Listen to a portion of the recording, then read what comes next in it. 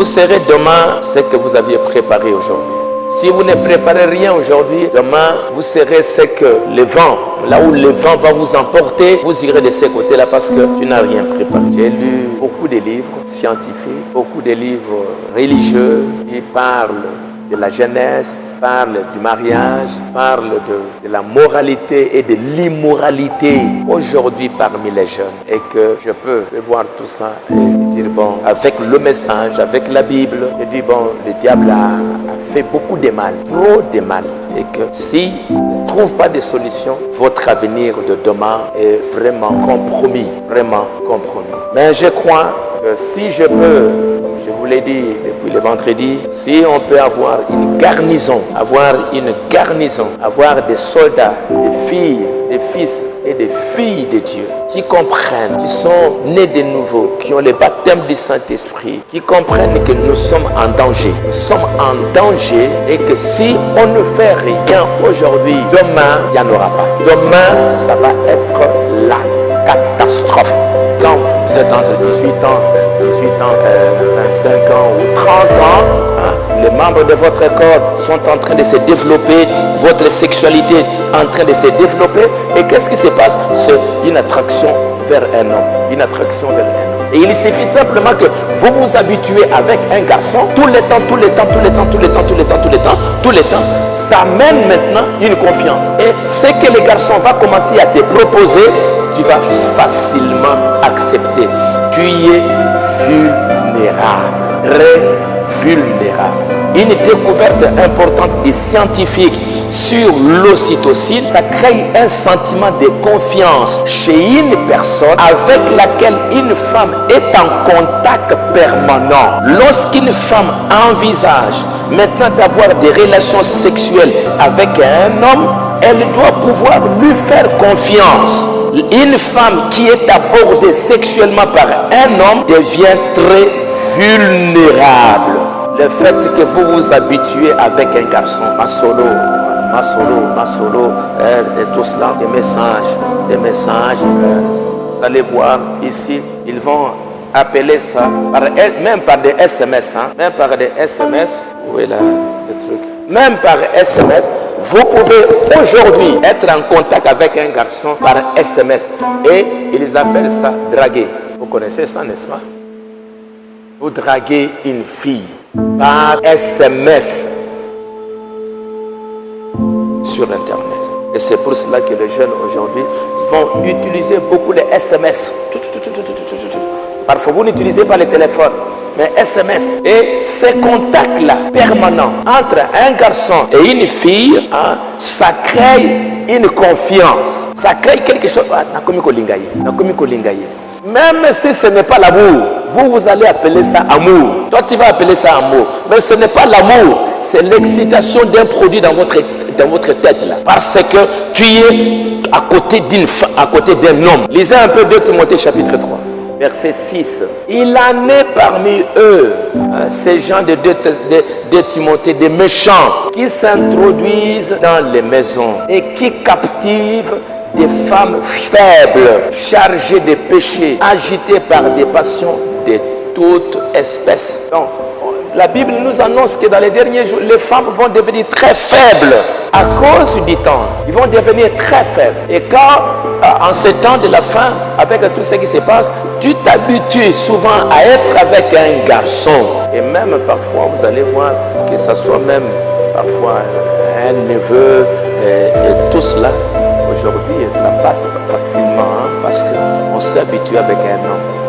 Donc, quand vous vous habituez avec un garçon, tu deviens de plus en plus faible. Vous commencez à communiquer, tu commences à t'affaiblir. Et voilà, enfin, il est presque toujours plus fort qu'elle. Il pourrait lui faire physiquement des choses, les garçons. Il pourrait lui faire physiquement des choses qu'elle ne veut pas.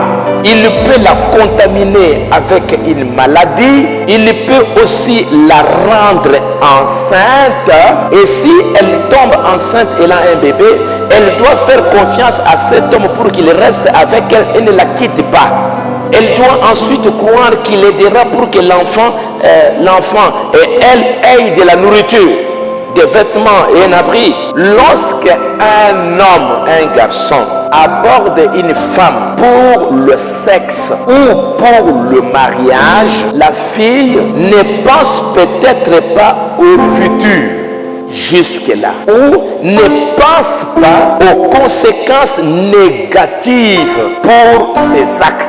Mais sa confiance en l'homme est fondamentale pour que la fille unisse son corps au garçon ou même unisse son avenir au sien dans le mariage. Et l'ocytocine aide à renforcer cette confiance-là.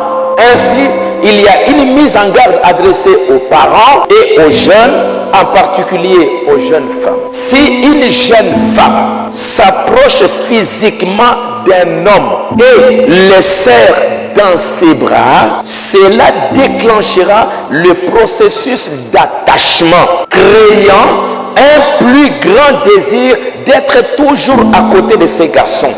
Et plus important encore, de lui faire confiance.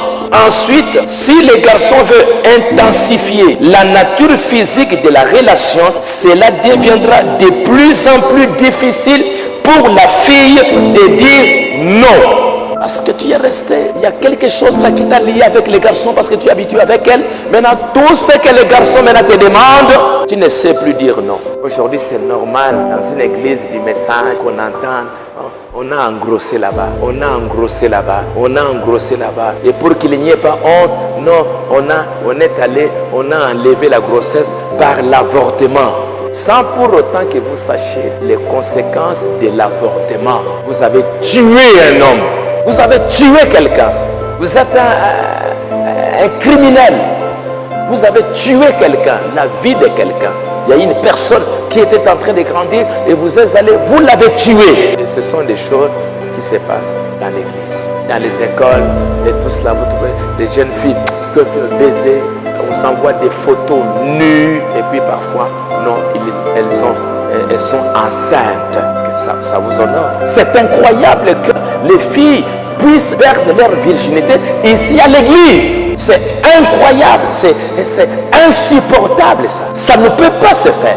Ça ne peut pas arriver. Perdre ça peut-être dans la rue, avec des voyous dans la rue. Perdre ça ailleurs, mais pas à l'intérieur de l'église. C'est un jugement, c'est une malédiction, si je peux vous lire dans la Bible. C'est une malédiction que les filles viennent perdre leur virginité à l'église. Là où on garde, on protège les valeurs. Là où les filles ont appris que j'ai trois responsabilités: la virginité, la féminité, la maternité. Où vous avez des parents chrétiens. Là où vous écoutez la parole. Donc vous avez tout ce qu'il faut pour pouvoir bien garder et bien gérer ces vertus. Et c'est à l'église que vous venez perdre ça. C'est très grave ça.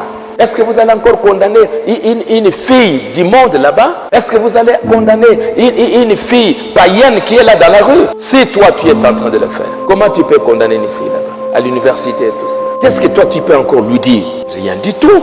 Vous êtes la même chose. Alors c'est pour cela que quand l'église commence à faire ça, elle est en train de tomber. Je me demande dans quelques années, qu'est-ce que vous allez devenir? Qu'est-ce qui va se passer dans quelques années? Aujourd'hui, on commence à accepter.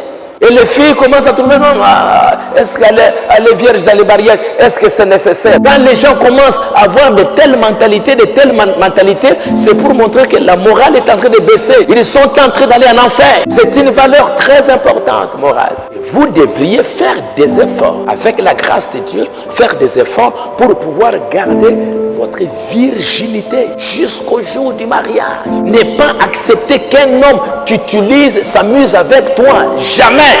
Pour aucun prix. Je dois garder ça. Je dois garder ma féminité. Et ma féminité, c'est quoi? C'est de pouvoir vivre.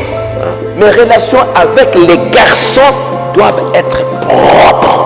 Comme je sais qu'il y a la dopamine, il y a l'ocytocine dans ma tête, dans mon cerveau, je dois bien gérer mes relations avec les garçons. Je ne dois pas chercher à trop m'habituer avec un garçon parce qu'à un moment donné, comme je suis une femme, il y aura un attachement à ces garçons petit à petit. Après, Nakomi Kolingaye. Et quand tu commences à dire Nakomi Kolingaye, et puis après, un vrai mari va venir, pour pouvoir te prendre en mariage. Maintenant, tu es déjà attaché là-bas. Et parfois même, un bon frère peut venir comme ça. Tu regardes. Ayoki est le côté. Parce que déjà, tu as déjà quelque chose quelque part. Et aujourd'hui, ce qui me fait mal, c'est de voir que beaucoup de jeunes filles, vous avez dans vos téléphones, beaucoup de numéros de téléphone des garçons. Oh non, les garçons, ils n'ont pas de garçons pour aller causer. Des filles, vous n'avez pas des choses à partager ensemble. Tous les soirs, non, je voulais savoir. C'est du charnel, ça. C'est du charnel. Vous ne pouvez pas faire ça. Mes relations, la féminité, ce sont mes relations avec les garçons. Quand j'ai déjà 18 ans, 21 ans, je dois bien gérer mes relations avec les garçons. Comme frère Banam a dit, il a dit aux garçons, faites attention aux femmes. Faites attention aux femmes. Faites attention aux femmes. Respectez les femmes. Respectez les femmes. Et vous aussi, vous devez vous respecter. Vous devez vous honorer pour que quand je vais aller au mariage, je puisse aller une fille honorable. Pas une fille qu'on a touchée ici, touchée. On touche, on jette. On touche, on jette. On touche, on jette. C'est pas correct. Vous êtes dans la parole, vous devez honorer votre vie. Vous devez honorer ces vertus que Dieu vous a données. Parce que frère Banam me dit, vous aurez à rendre compte pour cela. Vous répondrez pour ces vertus que Dieu vous a données. Ne soyez pas trop faibles. Il y a même des garçons trop charnels. Ogozanga, il dit que les lokoba les a passés. Koba les a passés. Ogozanga, ogotula. Ogotulate. Moi, si je suis une fille de Dieu, ma vie est entre les mains du Seigneur. Et ce langage-là, maintenant, ça va te pousser maintenant à pouvoir te connecter à un garçon. Si je ne le fais pas, Nakoya Gotula, quand vous avez une chance. Non. Un bon garçon, il viendra correctement. Il viendra s'il aime réellement. L'amour obéit au principe de la parole.